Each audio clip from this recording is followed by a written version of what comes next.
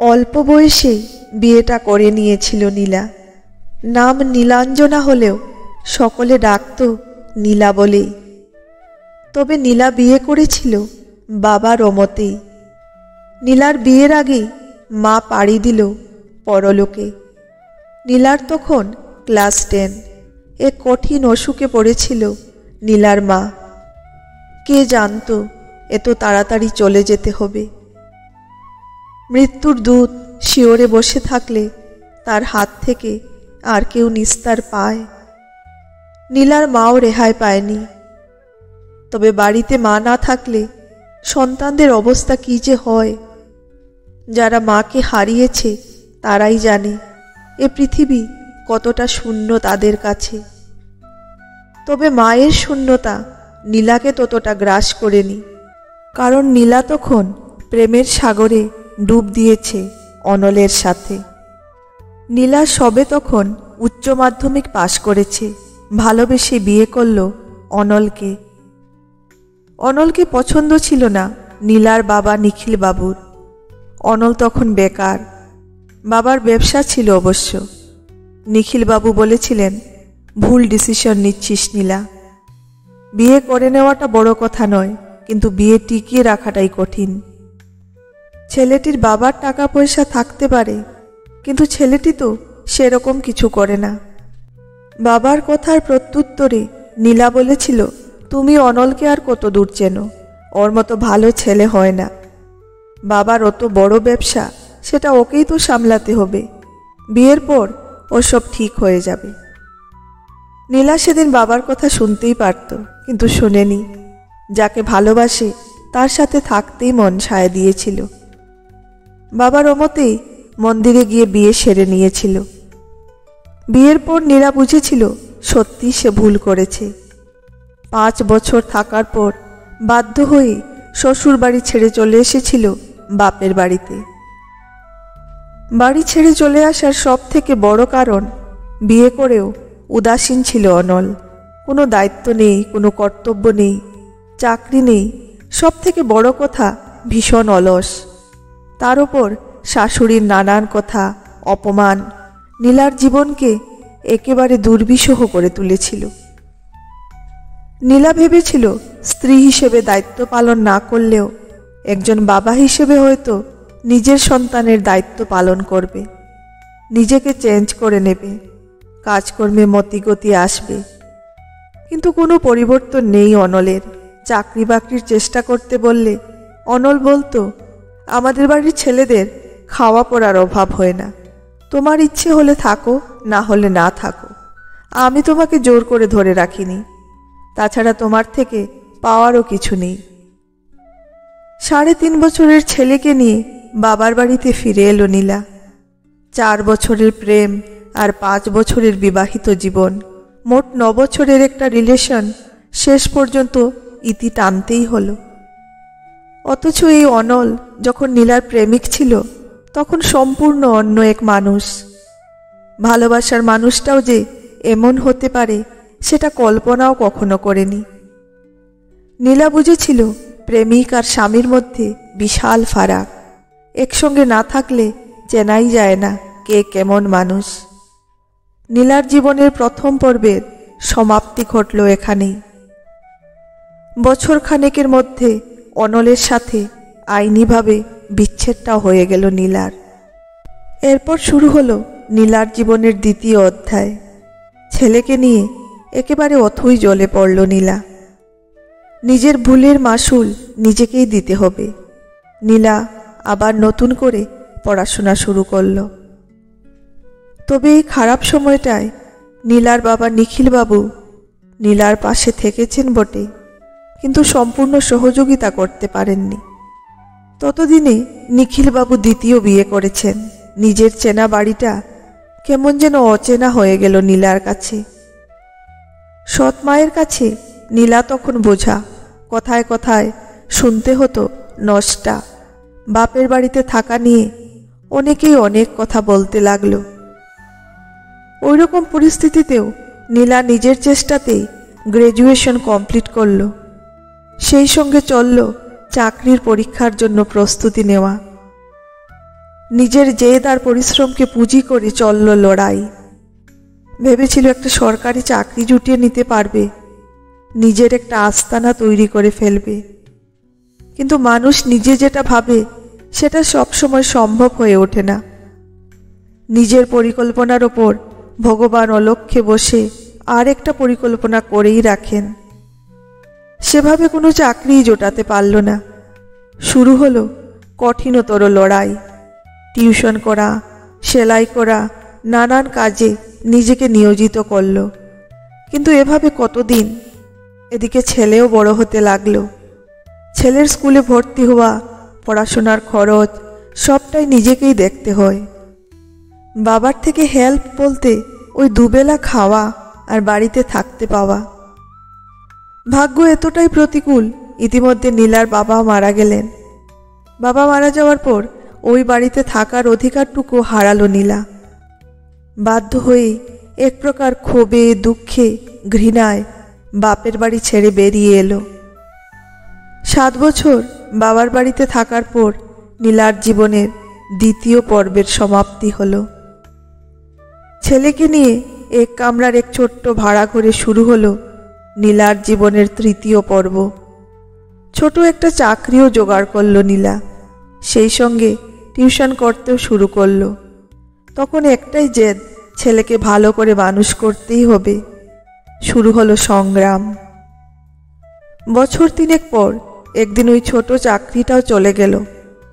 ভগবান বোধহয় মানুষকে বারবার পরীক্ষায় ফেলেন।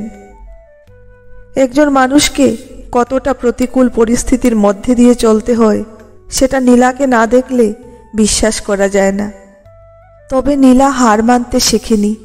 মনে অদম্য জেদ, যে কোনো প্রকারে পারতেই হবে নীলাকে। এইভাবে চলল আরও কয়েকটা বছর। নতুন কাজ খোঁজা, সেই সঙ্গে ছেলের পড়াশোনার খরচ জুগিয়ে যাওয়া, সেটা কিন্তু কম ব্যাপার না। একা থাকলে ভগবান আলাদাই একটা শক্তি দেন। ভগবান মুখ তুলে চাইলেন। ছেলে সত্যি মানুষ হলো। ইঞ্জিনিয়ার ছেলে চাকরি পেয়ে চলে গেল বাইরে। ছেলের চাকরি পাওয়াতে নীলার অর্থনৈতিক সচ্ছলতা ফিরল। জীবনের এতগুলো বছর একাই লড়াই করে কাটিয়ে ফেলল। নিজের চাওয়া পাওয়ার স্বাদ জলাঞ্জলি দিয়ে একাই লড়ে ছেলেকে মানুষের মতো মানুষ করতে পেরেছে। এটা কি কম বড় প্রাপ্তি? একেই বলে পৃথিবীর সব থেকে বড় যোদ্ধা হলো মা। এরপর শুরু হলো নীলার জীবনের চতুর্থ পর্ব। মানুষ কি শুধু খেয়ে পরেই বেঁচে থাকে? বাঁচতে গেলে লাগে ভালোবাসা, আর ভালোবাসার মানুষ। এক সময় নীলা তো ভালোবেসেছিল। ভালোবেসে যার হাত ধরে বাড়ি ছেড়ে চলে গিয়েছিল, নীলা ভেবেছিল সেই মানুষটার সাথেই সারা জীবন কাটাবে। কিন্তু সে সৌভাগ্য হয়নি। ছেলে চাকরি পাওয়ায় মনের দিক থেকে অনেকটা ভালো থাকতে পারলেও তবুও কেমন যেন একটা শূন্যতা কাজ করত। সারাদিন বাড়িতে থেকে নিজেকে ভীষণ একা লাগত। অবশেষে জীবনে হঠাৎ করে আগমন ঘটে স্কুল জীবনের এক বন্ধু, নাম অলোকেশ। অলোকেশ ফেসবুকে খুঁজে পায় নীলাকে। শুরু হয় কথাবার্তা। নীলা দেখত অলোকেশ নিয়ম করে প্রতিদিন ফোন করতে শুরু করলো। খোঁজ খবর নেওয়া থেকে শুরু করে একেবারে সুখ দুঃখের ভাগিদার হয়ে উঠল। জীবনের সমস্ত কথা নীলা ও অলোকেশকে জানাতে থাকল। ভগবান বোধহয় নীলার মনের কথা বুঝতে পেরেছিলেন। তাই হয়তো এইরকম একজন মানুষকে পাঠিয়ে দিয়েছেন, যে মানুষটা অন্তত অনুভূতির মূল্য দিতে জানে। নীলার জীবনে নতুন করে বসন্ত এলো। দিন শেষে একজন নিজের মানুষ লাগে, যার বুকে মাথা রেখে পৃথিবীর সব দুঃখ ভুলে যাওয়া যায়। নীলা সব কথা জানালো ছেলেকে। মায়ের কথা শুনে ছেলে নিজেই বলেছিল, সত্যি তো একজন ভালো বন্ধুর খুব প্রয়োজন। তুমি বা আর কত একাকিত্ব জীবন কাটাবে। যার সাথে কথা বললে, যার সাথে থাকলে তুমি ভালো থাকবে, তার সাথে তুমি সময় কাটাও। আমার কোনো আপত্তি নেই মা, বরং আমি নিজেই তোমাকে বলতাম একজন ভালো বন্ধু খুঁজো। তুমি ভালো থাকলে আমিও ভালো থাকব। ছেলের এমন কথাতে নীলা যেন নতুন করে স্বপ্ন দেখে ফেলল। নীলার অতীতের সবটুকু জেনেও নীলার জীবনে ভালোবাসার রং লাগাতে থাকলো অলোকেশ। একদিন অলোকেশ সশরীরেই হাজির হলো নীলার বাড়িতে। নীলাও বহু বছর পর একদম অন্য সাজে সাজল। সে সাজ অবশ্য অলোকেশের জন্যই ছিল। নীল শাড়ি, চোখে কাজল, কপালে একটা খয়েরি টিপ, হালকা লিপস্টিক। নীলার মনে পড়ে যাচ্ছিল বহু বছর আগে অনলের কথা। অনলের সাথে দেখা করতে গেলে নীলা এমনি করেই সাজত। অলোকেশ নীলাকে দেখেই বলেছিল, তুই সেই আগের মতোই সুন্দরী আছিস। সারা জীবনটা পড়ে আছে, এভাবে তোকে একা থাকতে দিতে আমি পারবো না। আমি তোকে বিয়ে করতে চাই নীলা। অলোকেশের এমন কথায় নীলা লজ্জা পেয়ে গিয়েছিল সেদিন। এতটা বয়সে এমনটাও কেউ বলে? তাছাড়া অলোকেশ তো অবিবাহিত। একজন মানুষের অতীতের সবটুকু জেনে তাকে গ্রহণ করাটাও সত্যি মহানুভবতার পরিচয় নয় কি? অনেক ভেবেচিন্তে নীলা রাজি হয়ে গিয়েছিল অলোকেশকে বিয়ে করতে। তারপর নীলার জীবনটাই বদলে দিল অলোকেশ, একদম সম্পূর্ণভাবেই। কে ভেবেছিল নীলার জীবনে এমনটা হবে? ওই যে একটা কথা আছে, ঈশ্বর সব ছক সাজিয়েই রাখেন, মানুষের হাতে কিছু নেই। অল্প বয়সী প্রেমিকাদের মতো দেখা করা, সিনেমা যাওয়া, পার্কে বসে গল্প করা, এমন একজন মানুষকেই তো চেয়েছিল নীলা। প্রেম, ভালোবাসা, এমন এক অনুভূতি, তখন তার জগতে সব কিছু সুন্দর। অতীতের সব দুঃখ ভুলে নতুন করে সব কিছু রঙিন হয়ে ওঠে। নীলার জীবনটা নতুন রঙে রঙিন হয়ে উঠেছিল। তবে ভালোবাসার মধ্যে এমন এক আবেগী অনুভূতি আছে, ভালোবাসার মানুষটা যখন কাছে থাকে না, তখন সেই ভালোবাসার মানুষটার কথা কাছের কোনো বন্ধুকে বলতে ইচ্ছে করবেই। নীলার জীবনে অলোকেশের আগমন ঘটেছে এ কথা জানাতেই খুব কাছের বন্ধু চৈতিকে ফোন করেছিল নীলা। তারপর নীলা আবিষ্কার করে ফেলেছিল এক নতুন তথ্য। বিশ্বাসটা সেদিনই বিষে পরিণত হয়েছিল। চৈতির কাছে এইরকম বিয়ের প্রস্তাব নাকি 1 সপ্তাহ আগেই দিয়ে এসেছে অলোকেশ। চৈতি বিবাহিত জেনেও। চৈতিকে ছাড়া আর কোনো দ্বিতীয় নারীকে অলোকেশ কল্পনাই করতে পারে না, এমন কথাও বলেছে চৈতিকে। শুধু তাই নয়, চৈতির কাছ থেকে নীলা জানতে পেরেছিল আরও অনেক তথ্য, যেখানে অলোকেশের একাধিক প্রেমের সম্পর্ক আছে, কারো কারো সাথে শারীরিকও। সব সত্যি জানতে পেরে নীলা যখন অলোকেশকে এসব বলেছিল, অলোকেশ মুখের ওপর জানিয়েছিল, তোর মতো ডিভোর্সিদের এত বাজ বিচার কিসের? তাছাড়া তুই নিজে ধোয়া তুলসী পাতা নাকি? তুই নিজে সতী হলে তখন না হয় ভাবতাম। অলোকেশের এমন কথা শুনে নীলা বাক্য হারিয়ে ফেলেছিল সেদিন। এক জীবনে নীলা 2 বার খুন হয়ে গেল। একবার অনলকে ভালোবেসে, আরও একবার অলোকেশকে বিশ্বাস করে। জীবনের অঙ্ক সহজ নয়। কখনো কখনো পিথাগোরাসের উপপাদ্যের চেয়েও কঠিন হয়ে পড়ে জীবনের অঙ্ক। নীলা উপলব্ধি করেছিল মেয়েরা সব সময় জিততে পারে না। চারিদিকে ফাঁদ পাতা থাকে কিছু বর্বর মানুষদের। প্রেম আর ভালোবাসার ফাঁদে জড়িয়ে দিয়ে নিজেদের কার্যসিদ্ধি করতেই চায়।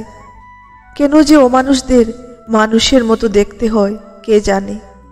এতটাই অমানুষ সব খুঁজে বেড়ায় সেই অসহায়, দুর্বল, সহায়, সম্বলহীন বা ডিভোর্সি মেয়েদের। ভেবে নে তাদের সাথে সব ধরনের অসভ্যতা করা যেতেই পারে।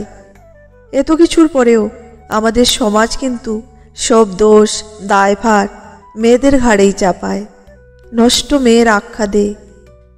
নারীকে যে নষ্ট করে সে কখনো নষ্ট আখ্যা পায় না। নীলা ভালোবাসার কাছে আর জিততে পারেনি। মনের ভিতর গড়ে ওঠা ভালোবাসার সৌধটা ভেঙে গিয়েছিল আরও একবার। আসলে নীলাদের বারবার হারিয়ে দেওয়া হয়।